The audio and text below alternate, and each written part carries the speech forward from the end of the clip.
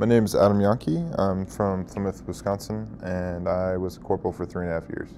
When I was a kid, I always wanted to fight, and I know it's kind of naive, but I always told my dad that I was going to be mad if there wasn't a war when I was 18, because, I put two and two together, and I'm like, the last conflict was, I had the Desert Storm trading cards when I was like 6 or 7, and I was like, what does that last, like an hour? I was like, this stinks.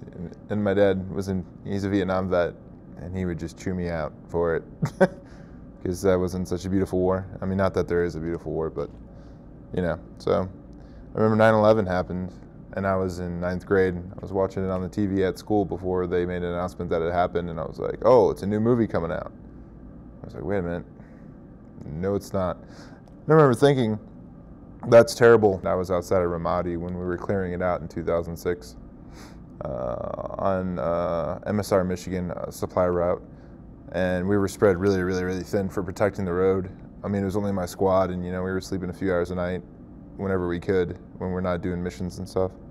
And we just got blown up a lot, and it did a lot of damage to my soft tissue, my thyroid, pituitary gland. There's some dead spots. I had to do hormone replacement and a bunch of other stuff, and I had to do physical therapy, vestibular therapy, cognitive therapy, and I did all that stuff for years. And I had to relearn how to swim because I couldn't coordinate my arms and my legs at the same time swimming anymore for some reason.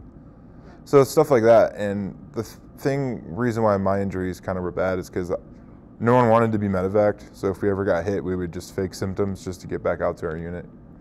So we all came back out, and that's what made the injuries worse. And I really didn't get any treatment until 2008. So I worked and deployed again with my symptoms, and then everything progressively got so much worse, especially for a lot of my friends as well that were in my unit, that when we came back and we were about to finish our 4-year tours, and you got that last year left or not even a year, and they're like, oh, we can't deploy again, what are we gonna do with you? And they see how messed up you are, and then they send you to an injured unit. And that's when I realized what was all wrong with me, and I started to get treatment. I'm with the Semper Fi Fund. I used to race for the Marine Corps cycling team for 2 years.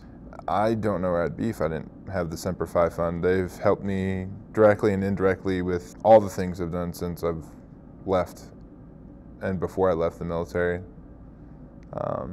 From going up to Pennsylvania and hanging out with 2-star General Jones, who taught me, he had some of the best, working professionals in various industries come up there and give us a week crash course in interviewing and what the industry's looking for, and these guys would just sit there and working with us, getting our resumes up to snuff, and then doing mock interviews the whole time and stuff like that. And then, for the physical part, I would not ever be able to afford any of the equipment for some of the sports I do now. And they've funded my bike.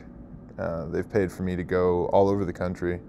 I was in the Olympic training team, and I went to Colorado Springs 4 times 1 year for training. This weekend, I'm most looking forward to meeting President Bush. He's been such a symbol and figure in my life since young manhood to now. I just want to see what kind of man he is, because he's had to make decisions that I never did. And I had hard enough decisions to make on a squad leader level in combat, but he had to make all those decisions for all of us. I was proud that he was the top echelon in charge of me when I was fighting, and I felt that he cared about me.